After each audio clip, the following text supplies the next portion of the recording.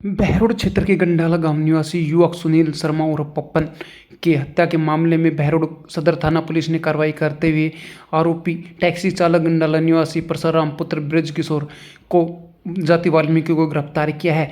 घटना को लेकर एडिशनल एसपी निमराना शालीन राज ने बताया कि मृतक युवक सुनील शर्मा उर्फ पप्पन के टैक्सी चालक परसराम 8,000 रुपये मांगता था।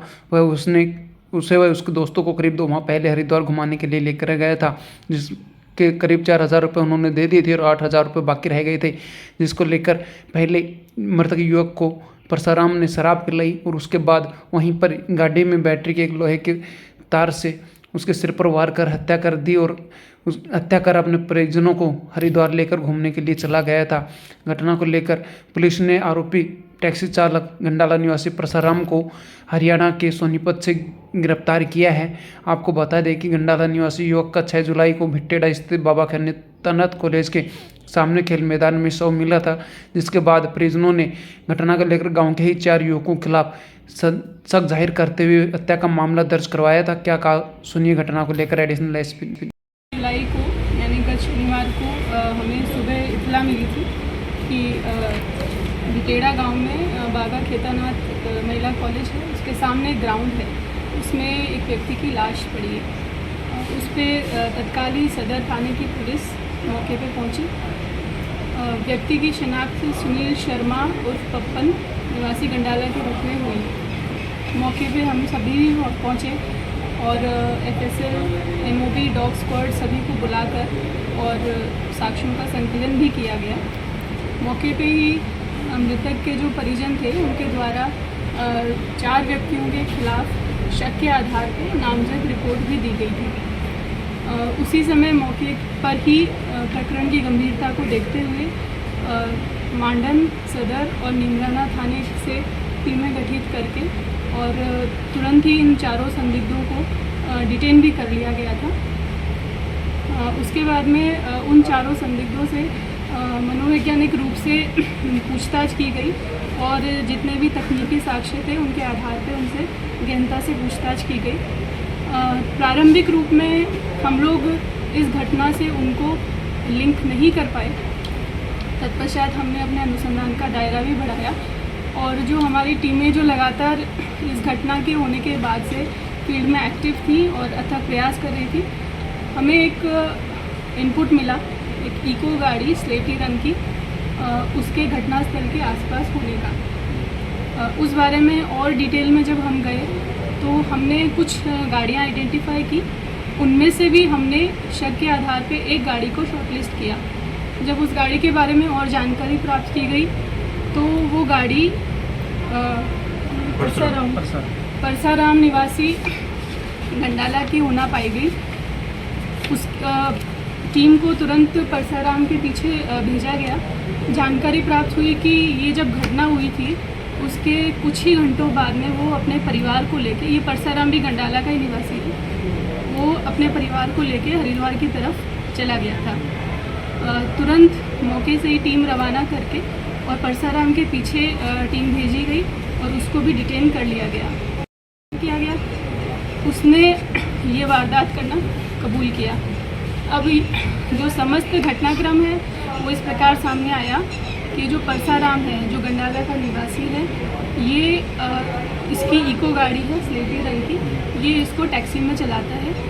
घटना के दिनांक को ये गुड़गांव से इसने सवारी बिठाई है, कोटपुतली छोड़ी है और ये बहरोड ये अपने गांव में रात को लेट नाइट वापस आता है। दूसरी तरफ जब हम मृतक की बात करते हैं तो मृतक घटना से पूर्व अपने 4 साथियों के साथ में, जो कि FIR में भी नामजद हैं, संदिग्ध हैं, उनके साथ में वो राहुल उर्फ टंटन, जो कि गंडाला निवासी के पहले से परिचित भी थे एक दूसरे के, इनके साथ में राहुल के ही खेत पे और इन्होंने शराब पार्टी की थी और ये उन्हीं के साथ ही था। उसके बाद में जो शेष लेट नाइट तक इन्होंने पार्टी की है, खाना भी मंगवाया है वहाँ पे और उसके बाद में ये जो विजय और संदेश, ये तीनों कुएं से और वापस अपने अपने घरों की तरफ चले गए। आखिर में ये जो मृतक है वो और राहुल यही उस कुएं पे बचे। उसके बाद में थोड़ी देर बाद में मृतक ने राहुल के फ़ोन से यानी टन के फ़ोन से अपने एक रिश्तेदार को भी फ़ोन किया और उसको ये कहा कि मैं थोड़ी देर में घर आता हूँ। उसके बाद में वो मृतक वहाँ से उस कुएं से पैदल ही अपने घर की तरफ निकल गया।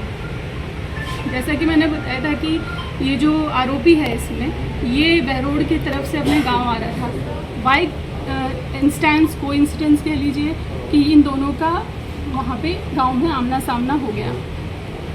इन दोनों की अगर देखें हिस्ट्री में जाते हैं हम तो ये जो आरोपी था परसाराम ये 2 महीने पहले, क्योंकि ये टैक्सी में अपनी गाड़ी चलाता है, तो ये 2 महीने पहले मृतक और उसके कुछ साथियों को लेकर हरिद्वार गया था। मतलब इसकी गाड़ी को मृतक ने बुक करवाया था। उसके कुछ पैसे बकाया थे, तो उस चीज़ को लेके उसने उसको वापस ओल्मा दिया कि भी मेरे जो पैसे राशि बाकी है वो भाई आप मुझे दीजिए। अब इसमें ये जो मृतक था वो भी, क्योंकि उसने भी शराब पी रखी थी, और जो ये टैक्सी ड्राइवर था जो आरोपी है हमारे इस प्रकरण में, वो भी उसने भी जब सवारियों को छोड़ा उसके बाद में रास्ते में उसने भी शराब पी है, तो वो भी एक तरीके से शराब के नशे में धुत था।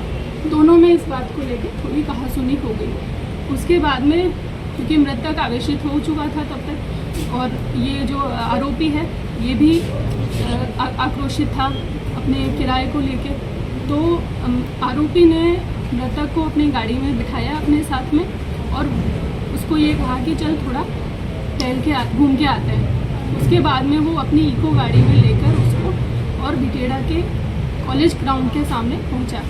वहाँ पे दोनों ने गाड़ी पार्क की और वहाँ पे भी उतर के उन्होंने शराब पी, और उसके बाद में वहाँ पे दोबारा उस चीज़ को लेके इनकी आपस में हॉटटॉक हुई है, और पैसे को लेके क्योंकि शराब का नशा इतना चढ़ चुका था कि उस समय इन्होंने आक्रोशित होकर जो आरोपी है उसने और उस पर अपने गाड़ी के अंदर एक तार था उससे अटैक किया, जो बैटरी में लगाने का तार आता है जिसके आगे बोल्ट होते हैं, उससे उसके सिर पे अटैक किया।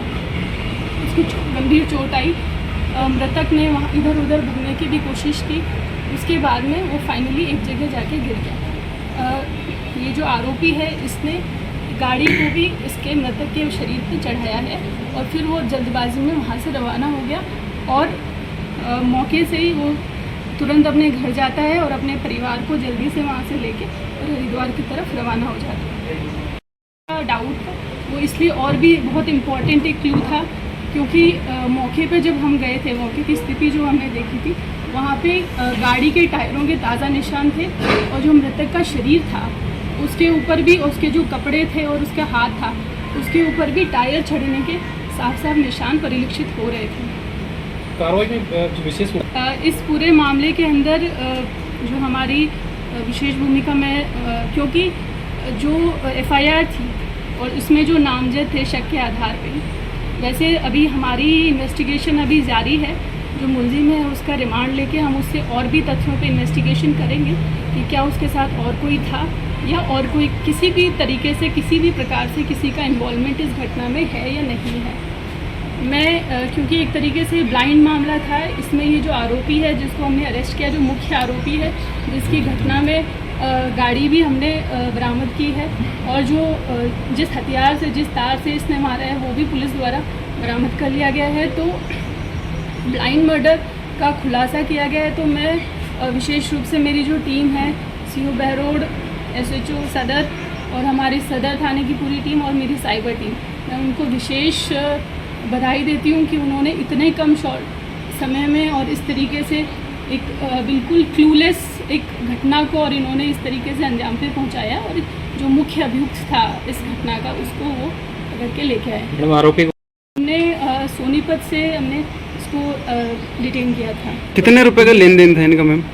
इनका कोई लगभग 12,000 का था, जिसमें से 4,000 उसने उस समय मृतक जो था उसने पेमेंट कर दिया था। बाकी जो राशि थी उसको लेके इनका विवाद था, क्योंकि ये जो आरोपी है ये टैक्सी ड्राइवर ही है और इसका परिवार भी काफ़ी बड़ा लंबा चौड़ा है, तो इस वजह से ये थोड़ा सा प्रेशर में भी था उस चीज़ को लेके। आरोपी नहीं, आरोपी का घर गंडाला में है। मैम जब अभी तक जो हमारे मुलजिम से पूछताछ हुई है उसके आधार पे और जो भी हमने हमारे तकनीकी जो भी साक्ष्य संकलन है और जो CDR एंड IPDR रिपोर्ट्स हैं और CCTV कैमराज हैं, उनके आधार पे प्रारंभिक रूप से यही है कि ये दोनों ही उस गाड़ी में साथ में थे और दोनों ने ही वहाँ पे शराब पी है। मैडम, मृतक के परिवार ने नामजद रिपोर्ट दर्ज करवाई थी, कई लोगों के नाम लिए थे, क्या उनकी संलिप्तता पाई गई है अभी मैंने तक? इसीलिए आपसे पहले ही कह दिया था कि क्योंकि हमने अभी मुख्य अभियुक्त और उससे जो भी घटना में कारित करने में जो भी गाड़ी और जो तार इस्तेमाल हुआ था वो हमने पुलिस ने तत्काल कार्रवाई करते हुए उनको सीज कर लिया है।